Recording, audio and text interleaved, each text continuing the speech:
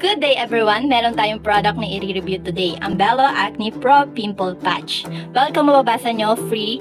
Dahil ito ay free sa may Bello Sun Expert nung bumili ako. Well, na-try ko itong gamitin dahil nagkaroon ako ng pimple. Kaya naman makapagbigay tayo ng maikling review today. Dito sa may kanilang box, mababasa mo na meron itong sangkap na tea tree oil.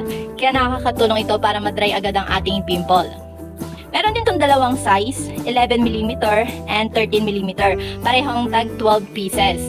Ngayon, kapag gagamitin mo, dapat pipiliin mo yung mas malaki sa pimple mo, syempre.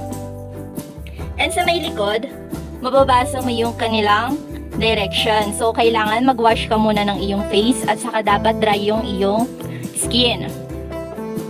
And kailangan i-ensure mo din na malinis at yun ang iyong skin. And tatanggalin mo lang naman to after ng 7 to 8 hours or pwede mong palitan. Okay, titingnan na natin yung loob.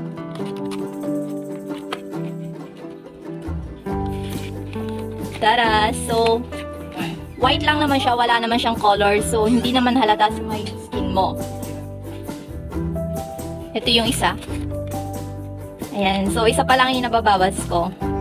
Yes guys, maganda talaga itong gamitin kasi syempre napuprotectionan nga yung pimple lalong-lalo na pag lalabas ka.